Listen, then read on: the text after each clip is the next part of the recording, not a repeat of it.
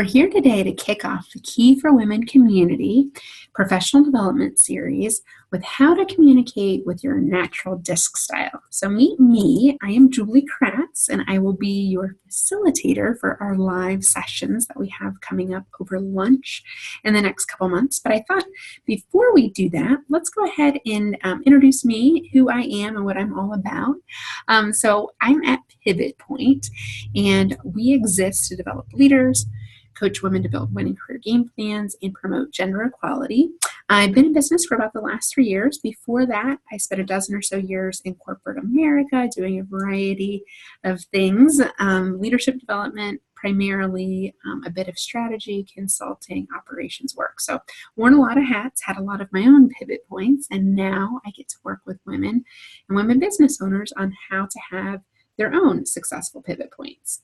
I also am an author, and we have 2 books, one of which is Pivot Point. The second one is How Male Allies Support Women for Gender Equality. It is a subject near and dear to my heart, and one of our sessions will actually be about how to engage allies in your own career and at your organization. And then I would be remiss not to share a bit of my personal why for what I do. I have a little girl that I certainly want to grow up in a world where women can have an equal opportunity to succeed in business and as leaders out there. So a lot of the work that I do is genuinely for her and hoping to be a part of creating that positive change for her to experience someday. So today's lesson is going to focus on DISC. So by now, hopefully you've taken it and digested some of your results. What we're going to cover today is learning about your natural communication style, discovering how to flex your style to meet the needs of your audience, and then the third piece is committing to specific strategies to continuously improve as a leader. So each session will have some pre-work. We'll finish with some thought questions to prepare to come to the discussion in person, live to debrief.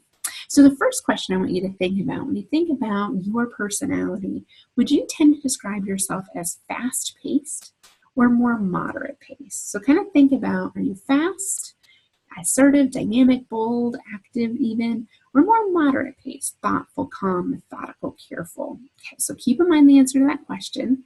The second piece, would you consider yourself to be more task-oriented or relationship-oriented? And task-oriented could be described as results-focused, objective, challenging, or questioning, whereas relationship tends to be more people-focused, empathetic, receptive, agreeable, warm. So think about the answers to both of those questions, and really the combination of the 2 of those yields the 4 different DISC styles. So I'm going to go ahead and explain that and how it relates to DISC. So the first style we have is the D, which stands for dominant, also known as direct, aggressive, strong-willed, maybe even forceful at times. And then the D and the I together create an interesting combination where it's outspoken, fast-paced, dynamic, adventurous, bold. So that's where the I and the D come together in these slices. Primary I is interactive, influencing, sociable, lively, and talkative. You can take a guess on which one I might be. The I and the S together are agreeable and warm, trusting, cheerful, and caring. The S is accommodating and steady, considerate, gentle, and soft-hearted. And then the S and the C come together, more moderate paced, soft-spoken, careful, cautious, and self-controlled. The primary C here is private and conscientious, analytical, reserved, maybe a tad less emotional. And then the C and the D to come together for questioning and skeptical, cynical, stubborn, and maybe even critical. And so what you find is, based on the answers to the questions you just thought about yourself, the combination yields each style. So up here on the first half, we have the D's and the I's that tend to be more fast-paced, okay? But where they differ is the D is more task-oriented, where the I is more people and relationship-oriented. Conversely, on the bottom half of the DISC style, what you'll find are the S's and the C's are more moderate paced, yet the S's are more people-oriented and the C's are much more task-oriented. So these layer together to create all these different dimensions of our style. So you can kind of compare your dot with what you self-diagnosed in the previous activity. So what is everything DISC? It's really about your natural communication style and priorities at work. It recognizes how your behavior and communication impacts others to be even more effective, provides a common language for improved communication and collaboration. And note, your behavior does change over time. You might adjust to situations, to people, major life experiences, career changes can impact this. A lot of time for business owners, I see the D flex up because we're accountable for those short-term results. And then what I want you to do, if you can follow along with me, if you're watching the video, page 2 highlights these 4 key areas that I just debriefed and went over. And just know that your style is influenced largely by culture, by work, by personal life experiences, education. And really the key piece of this is understanding yourself first, and then understanding how others may compare and contrast to yourself. And then the more important part is flexing your style so that you can improve the quality of your workplace relationships. I never find in our leadership journey that communication is just perfect. We've got it all figured out. Rarely is that the case. A lot of times it's an area that could always continuously improve no matter how great of a leader you are.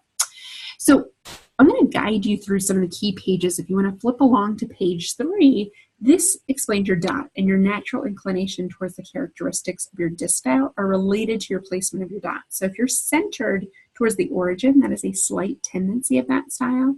If you're more moderate in the middle part of the slice here, kind of that middle ring around the letters, that's a moderate tendency. And if you're like me out on the bleeding edge here, you're very, very strong with that style.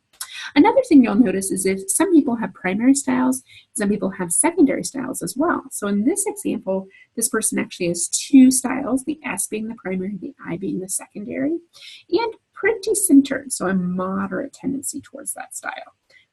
Page 4, and this will be some of your pre-work. So just know what I'd like you to do is read and personalize it. Kind of put a check mark next to what's like you, an X next to what's not like you, and then a question mark if you're unsure. And then more importantly, underline the 3 statements that really truly best describe you. And that's what we'll come prepared to discuss live in person. The next piece of DISC you'll notice is the priorities. Okay, so in these 2 examples, the highlighted priorities are down below: accuracy, stability, and support. Compare and contrast that with a different report where there's a bit of flexing going on here with this gradient shading over to challenge. Okay, so the shading tells you a story. And if you think about where the solid shading is, think of that as your natural comfort zone.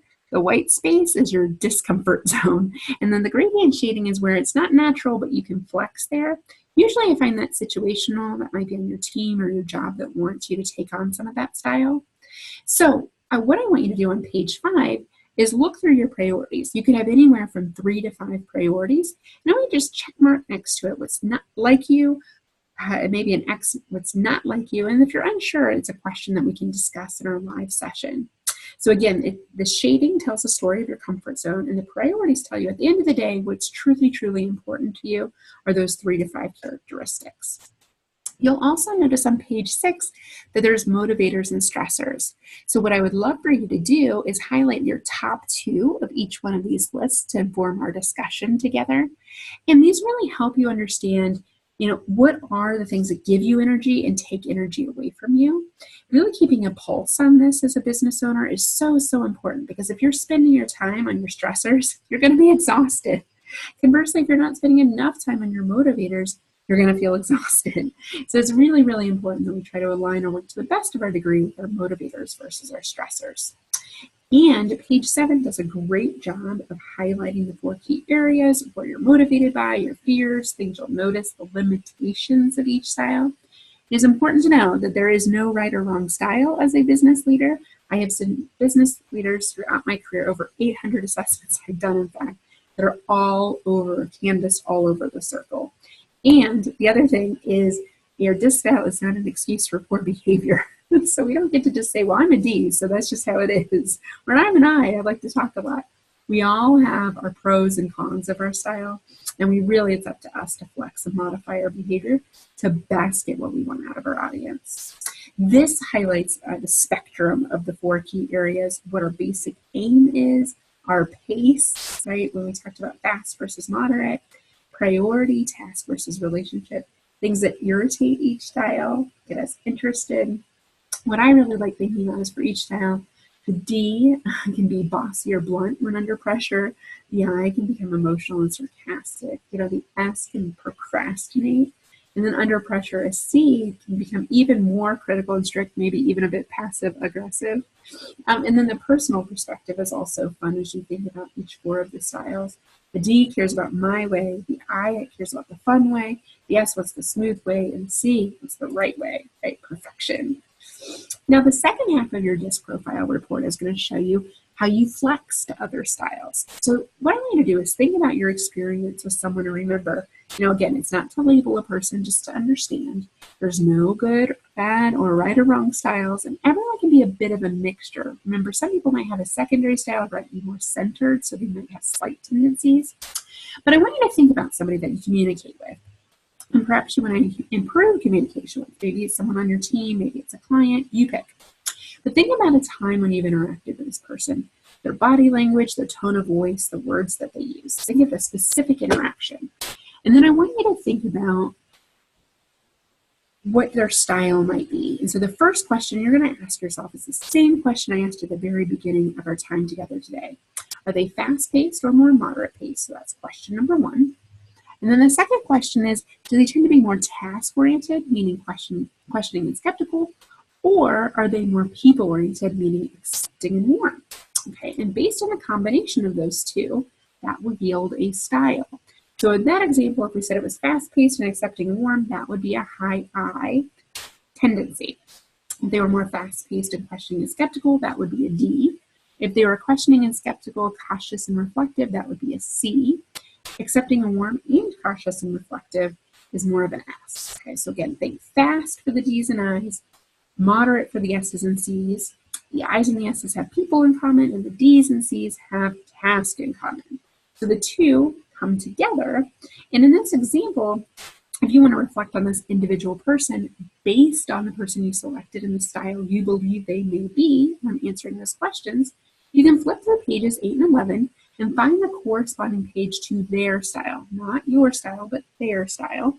So if you think that person may be a D, that would be page 8. If you think that person may be an I, it'd be page 9. If you think that person's an S, page 10. And then if they're a C, page 11. And I want you just to think about how you react to their style. Take some notes on the page. What do you have in common? What is going to be challenging? Okay, so chances are you have something in common, but there's something that's going to be challenging for every single style you work with, even your own. Trust me, us eyes, when we get together, we don't get anything done. We just are too busy talking. So, and that is the first set of pages. And then once you've read through that and digested what you have in common and what's a challenge, the second set of pages are going to help you increase your effectiveness. So stay with that same style based on the person you selected, the style you think they may be. If they are a D, it's page 12, and I is page 13. If they are an S, it'd be page 14, and a C would be page 15. And what I want you to do is identify 3 key strategies to increase your effectiveness with him or her when trying to connect, when solving problems, and when things get tense. So this is something great that we'll be able to discuss live in person with the community.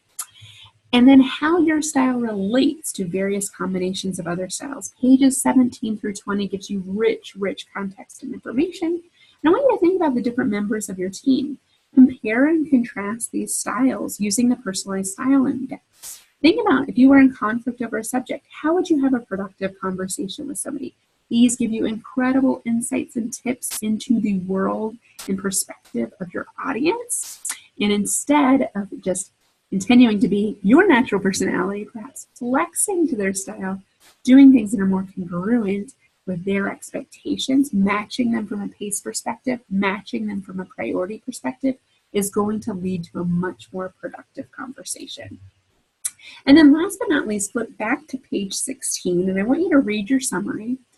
And what I want you to bring to our community discussion is identifying 1 to 3 commitments as a result of what you've looked through today. And be prepared to share that when we're together. So these are spot on, customized to you. You're going to find that they're probably things you've gotten feedback on before, so maybe no news. In fact, for those of you who have someone special in your life you want to share your report with, they will likely look through it and be like, you had to take a test to know this? I could have told you this. It's usually fairly accurate. So these 3 strategies are all likely to be pertinent to you. I would encourage you to pick one that you could prioritize and really think through what an action plan may be. And then you're going to have the opportunity to get some input from some really fantastic business owners and get some perspective on it and make that strategy even better. But this is a great starting point. Don't feel like you have to use their words. You can customize it and make your own. In this example, acknowledge problems rather than glossing them over. That may be, instead for you, that might be more direct. Whatever you want to do, customize it, make it make sense to you. It's yours to own. So between now and our first session that we have lined together, I want you to print your profile and be prepared to discuss page 4, those 3 statements that you selected and why.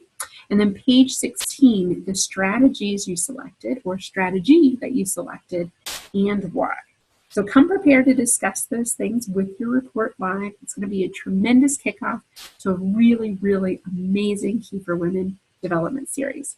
We'll see you soon.